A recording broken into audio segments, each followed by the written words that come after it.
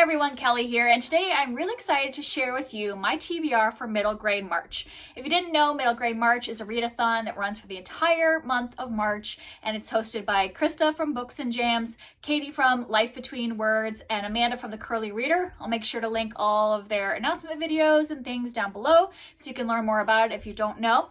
But I just love this readathon. It's one of my favorite ones that I participate in because I really enjoy reading middle grade books, and it gives me an excuse to just pretty much focus on only those for an entire month. And I don't really do TBRs anymore, but I had to do one for Middle Grade March because I just want to share with you all of these books that I'm really excited about. And of course I went overboard. I always go overboard with my Middle Grade March TBR, and I think I have like 20 some books here to show you, so might get a little long and I might not get to all of these, but in the past I've read about like 20 or so books, so I might be able to get to a lot of these this month because middle grade does read faster than reading an adult book. So I am really excited. My goal originally when I was thinking about this, because I knew the readathon was coming, and originally I thought I was only going to pick books that I own because I really am trying to read my books this year, but there were just so many newer releases that I haven't read in middle grade that I'm really interested in that I decided I couldn't do just my own books. But I do want to make a goal for myself that I have to at least finish 5 books that I own this month. And so for each of the categories, I'm going to start with 2 books that I own for that prompt, and then the rest that are library books, because those own books will be my priorities, and then, you know, as many library books as I can get in.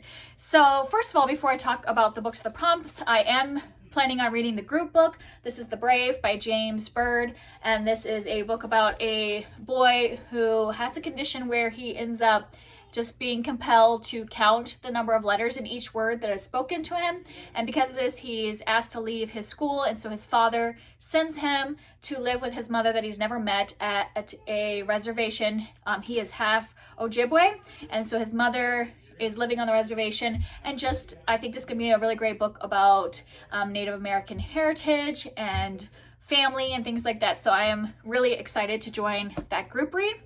And then let's go through the prompts, and I'm not going to go in the like order that they were talked about in the announcement, because I have like one of the categories, I have tons of library books for that category. So I just thought I would start with the one I only have like a couple books for, just to like kind of move this along faster. So I'm going to start with the prompt that is a book that is a fairy tale retelling or has fairy tale vibes. And I have 2 books that I own for that prompt. The first one is called The Fairies Return by Gail Carson Levine, and this is actually a collection of short stories. So I thought that would be great for the readathon, because I could take like, you know, a week and just read one of these before bed every day, or a couple. I don't know how many are actually in here, and I'm assuming they're fairy tale like because they're princess tales, it says. So I'm interested in that one.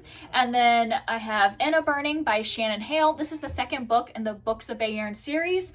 The first one was The Goose Girl, and The Goose Girl is based on a fairy tale retelling. I don't think that the rest of them really are, but all of Shannon Hale's middle grade kind of have a fairy tale vibe to it, so I'm counting it. And plus, I just really want to work on some series and completing them this year, so I'm reading this as a buddy read with Kara from Wild Book Garden, and so we're counting it as, at least I am counting it as the fairy tale prompt, and I'm really looking forward. I'll definitely be reading that one since I'm buddy reading it. The next prompt I want to talk about is the prompt where it's read a book that was written or set in the decade in which you were born. And I was born in the 1980s. And so I owned 2 books that were written in the 1980s. The first is one that I've been really wanting to read, so I'm excited, and that is Howl's Moving Castle by Diana Wynne Jones. This is a book about a girl named Sophie who is put under a spell that turns her into an old lady, and in order to break the spell, she has to go to this moving castle that is owned by a magician or a wizard named Howl. And I've heard great things about this. There was a movie based on it, and I just keep hearing that this is a great middle grade book, and I haven't read it, so it was written in the 80s, so perfect time to do it. And then the other one that I had was The Giraffe and the Pelly and Me by Roald Dahl. And I've read so many of Roald Dahl's books, I'm trying to see which ones I want to pass on to my kids. And I had gotten this at a library sale. So, and this is like super short one with, you know, pictures and everything. So this will be one that I can probably read in like 20 minutes. I have no idea what this is about, but I don't care. I'm just kind of going through all of his books to decide which ones have aged well and are okay for my kids to read and which ones are ready to just move off the shelf. The next prompt I want to talk about is a book with a silhouette on the cover. And I have, for my owned books, I have The Night Gardener by Jonathan Auxier. And I got this because it's kind of like a spooky middle grade. And when I was a middle grader, I loved kind of like spooky mystery type books.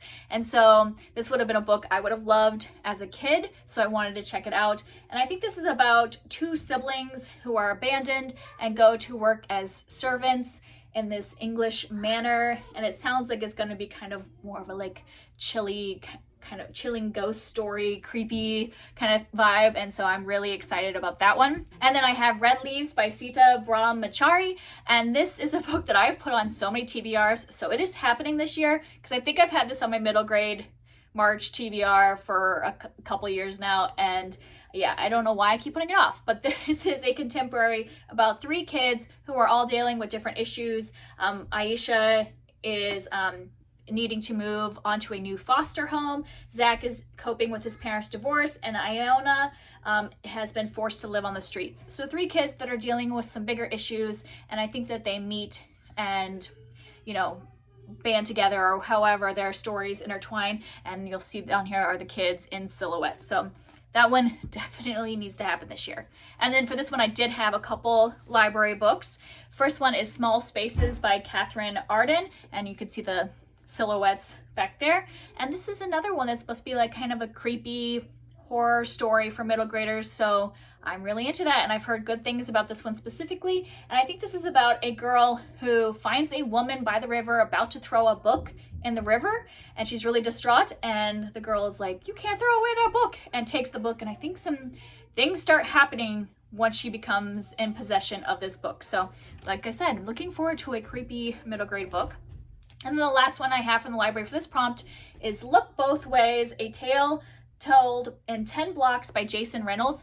And this was, I think this came out 2 years ago, and I had never heard of it, even though Jason Reynolds is a very popular author. For some reason, this book slid by my radar, but it sounds really interesting. It's like told from all these different kids' perspectives of what happens on their journey home from school and how things are different for each of these kids in this like 10 block radius. So I think this will be a really good one, and it actually seems very short, so this is one I could probably read very quickly. And I have the audiobook because I think each tale is narrated by a different person, so this should be a good audiobook. And now we are moving on to the prompts that I have a ton of books for, because there are 2 things that are very common in middle grade books. One of them is a journey and an adventure, and the other one is a family element.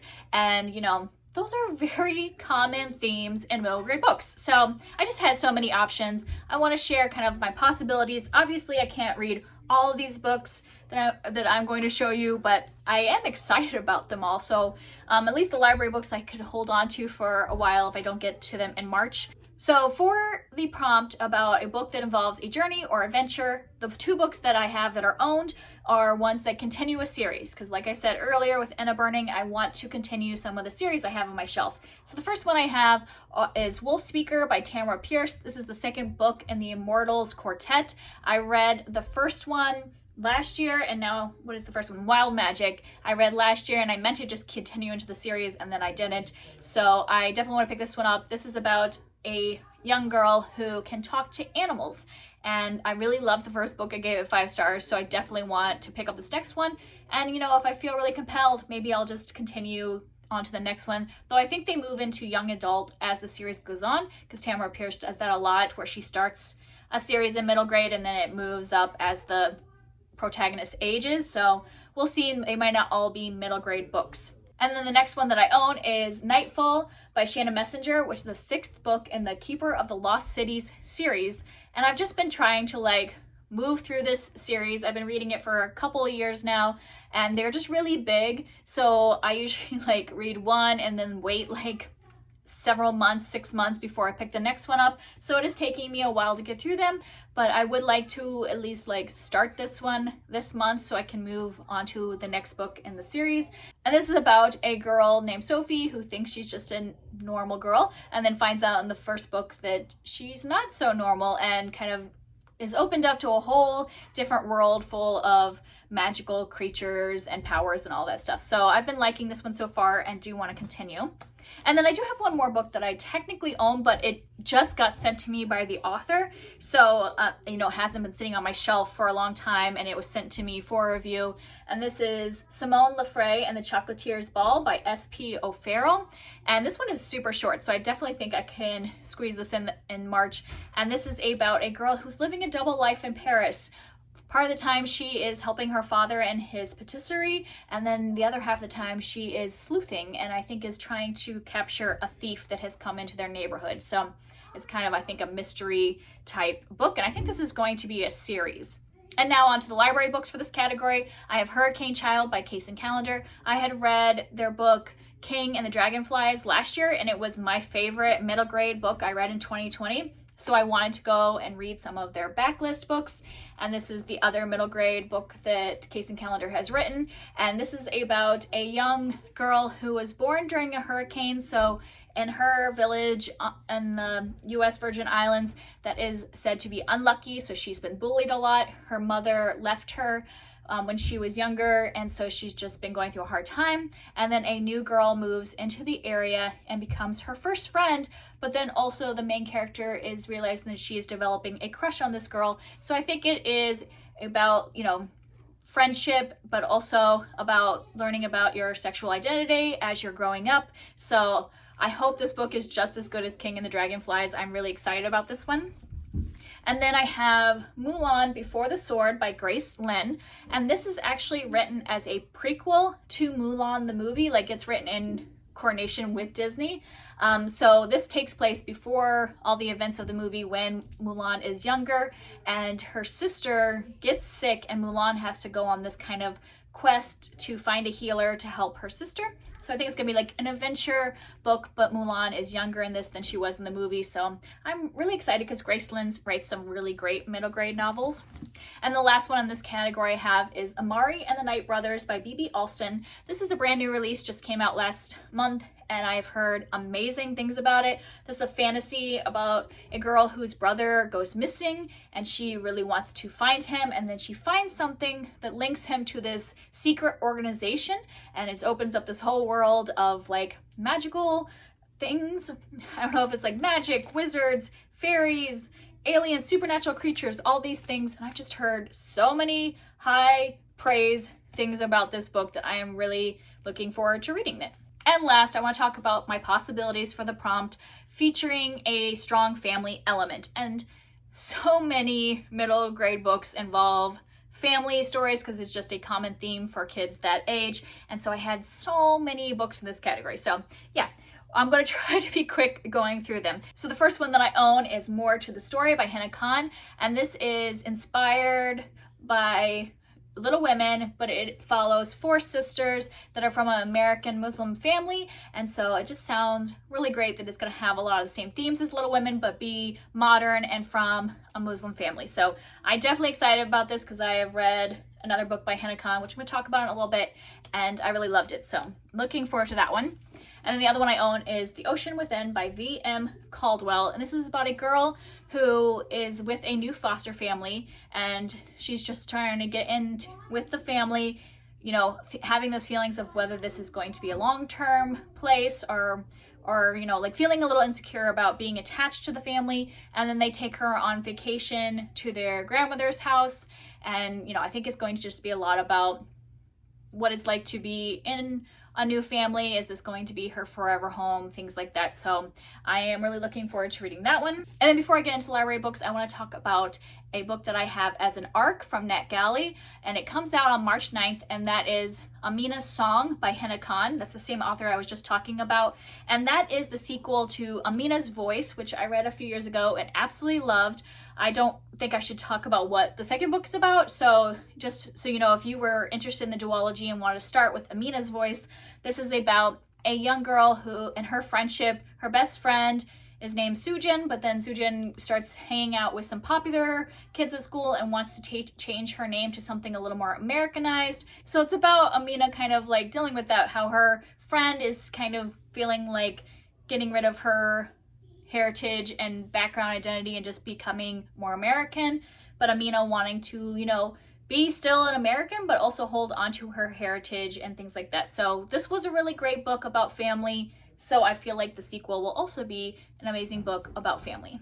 Then I had a couple books that I have not gotten from the library yet. They should be coming in before March starts because they are on their way to my library. And the first one is Root Magic by Eden Royce. And this is a ghost story historical fiction book, which sounds amazing, about twins that are living in South Carolina, and it is the first year of school integration, so they're dealing with that. But then also at the same time, their family has decided it is time for them to start learning a magic that they have had in their family for generations. So this sounds really interesting.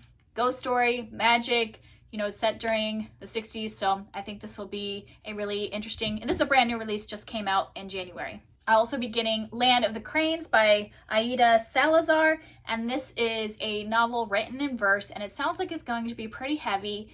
This is about a girl named Bettina, and her family fled from Mexico to Los Angeles, but then her father is then deported and sent back to Mexico, and then Bettina and her mother are sent to a detention center. And so I think this will be a really heavy book, but it is also written in verse, so I've heard it's really beautifully written, and so I'm looking forward to reading that since I have a couple books that are written in verse, so those will definitely happen since they will be pretty quick. And the last one I have coming from the library is I Can Make This Promise by Christine Day.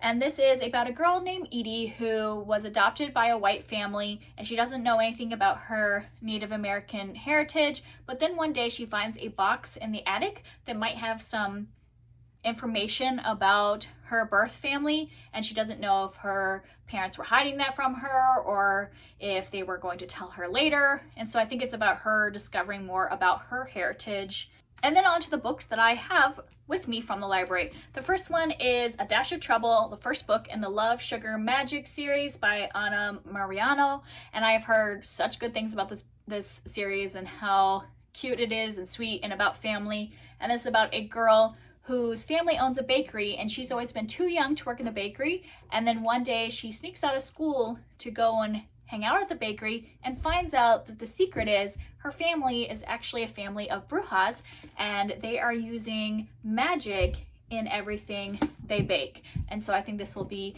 a cute magical story that involves family.